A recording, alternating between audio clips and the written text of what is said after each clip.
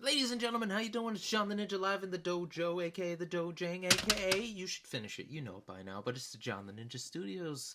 As always, guys, thank you for tuning in. I appreciate it. And again, like, share, subscribe, hit that button, share it with your friends, tell everybody about this. This is concert resume number 35, Royal Blood at Union Transfer. Oh my goodness, June 7th, 2017.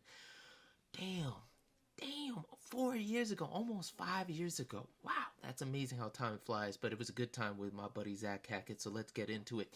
I'm a little burned out at this point in my life. I am working overnight still, and for some reason it was just a long stretch of overnights. I think I did like maybe 8 straight, then one day off, and then another 7 or something like that. We were having staffing issues, as everyone can understand now with coronavirus, but I was the only guy overnights that was consistent. So, I was the one working. So, I saw Royal Blood was coming, and they just released their new album. How Did It Get So Dark was the new single, and it was killing it. They did Lights Out. That was also another single. That was the first single they dropped. So, Lights Out, How Did We Get So Dark, etc.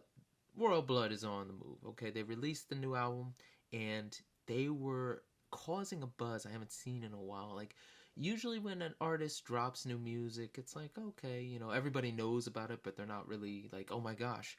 But like, say if Kanye drops something, or Jay-Z, or Eminem, or somebody like that drops something, it gets people's attention, and that's what Royal Blood did. When Royal Blood dropped that album, it caught people's attention. So, of course, I looked at tickets, $25 a pop. You know what? I can afford that. And you know what? Let me bring my buddy Zack. And Zack graciously obliged, and we were supposed to have our other friend Greg come through and see the show with us, but he was unable to. He ended up visiting his girlfriend, so it was like, okay, no problem. Because what I think happened, and mind you, I didn't write any of this down, I have to remember all this from memory.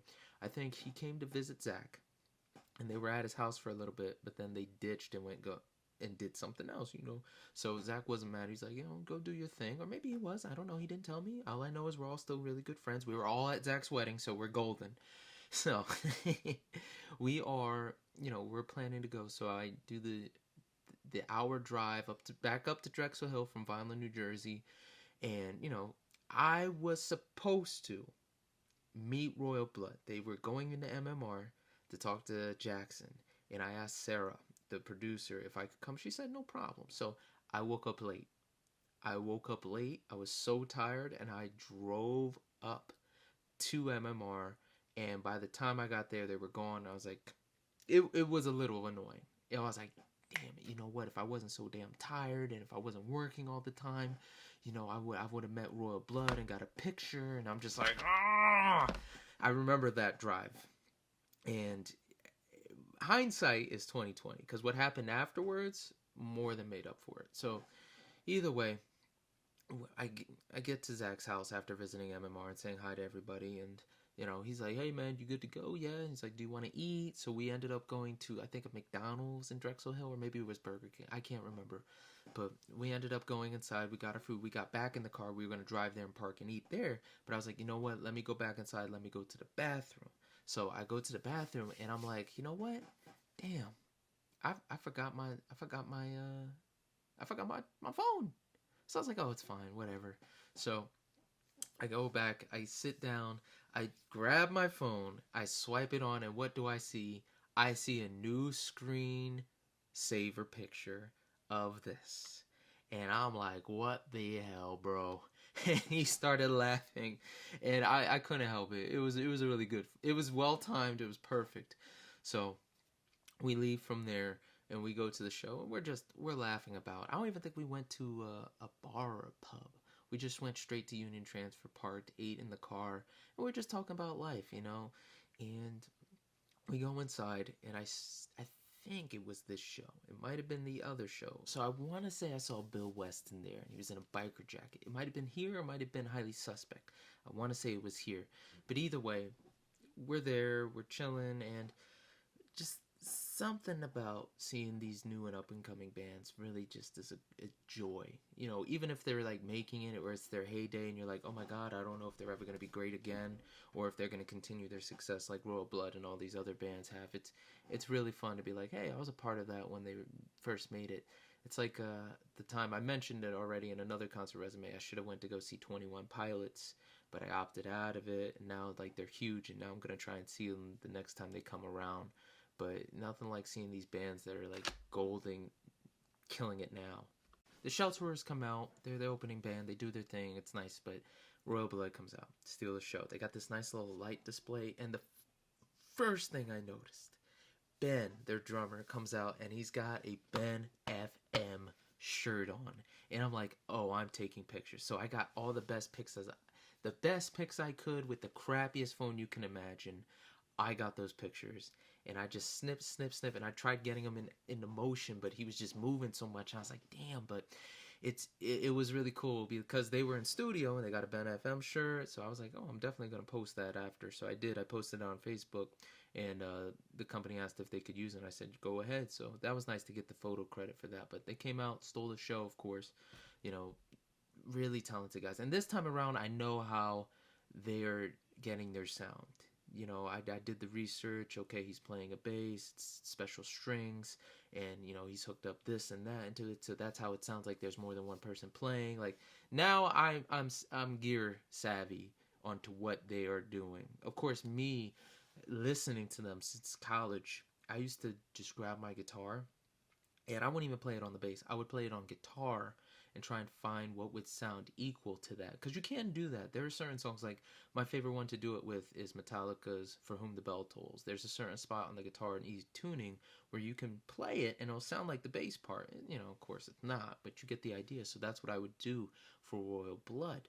So with all these songs, you know, I'm going through in my head, okay, so that's what he's doing on the bass. What would I do with, you know, this on guitar and, you know, Lights Out plays. And of course, that was my new favorite song, especially for the drum parts for the solo. So playing that on guitar was just magnificent and fun, and seeing it live, of course. But Royal Blood kicked ass, and I remember the drummer Ben. He had this stare. He would just be like, and it was like a killer stare every time he played drums. He would look right through you, piercing, and Zack even mentioned it. But they did a good job. They did a great show. My favorite song from Royal Blood at the time was 10-Ton Skeleton. Something about that song just clicked with me. So that's one of the songs I was really looking forward to seeing again. And then I think they ended it out with Out of the Black, which if you haven't seen a Royal Blood music video, that was really wild to see. It's like 50% real life action, and the other 50% is like comics. It's just, go watch it. Treat yourself, as Zack would say. Treat yourself. So, after the show, it was business as usual. We went back in the car.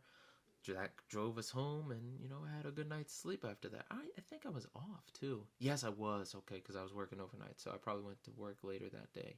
But it was a really good show, and I remember beside the fact that, you know, when they were on stage, I forget what they were doing. Oh, it's probably the ending. Okay, I remember now. So near the ending, Ben comes out. He goes from behind the drum kit and he goes into the crowd and he holds my hand to keep steady.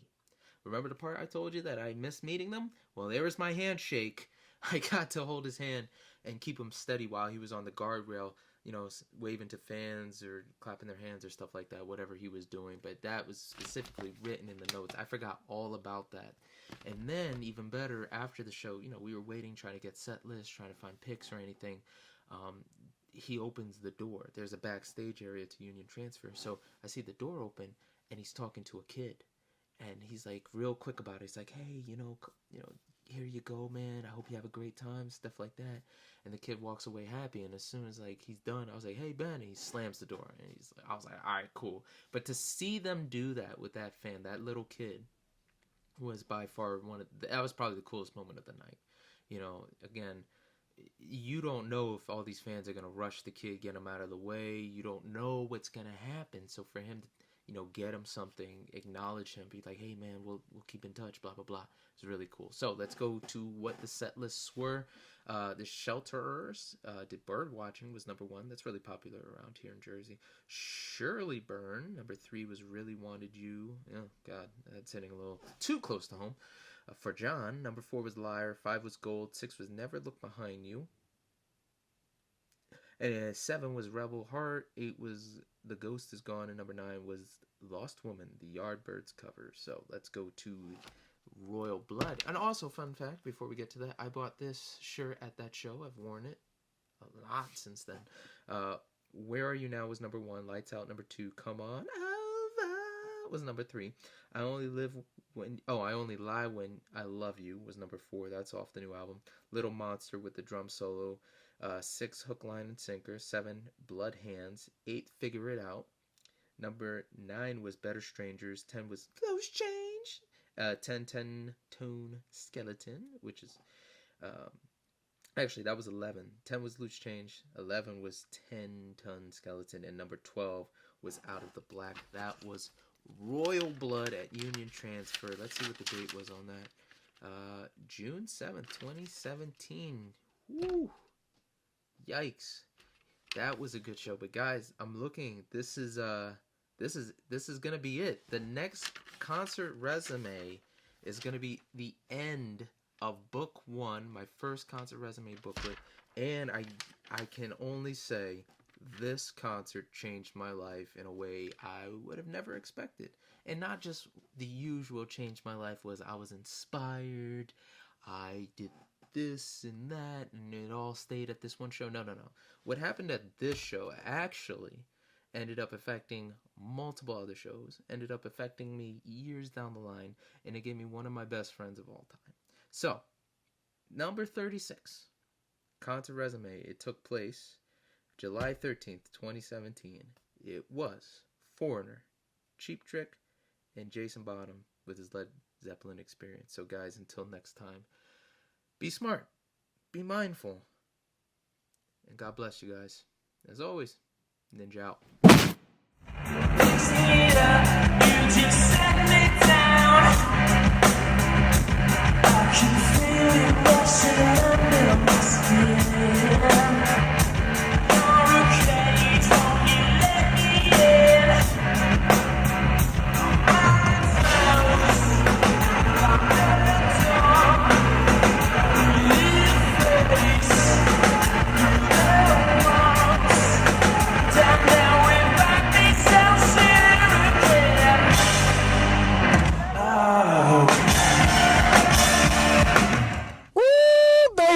To John the Ninja. Oh, your ears are about to go on a vacation. John the Ninja's got what you need.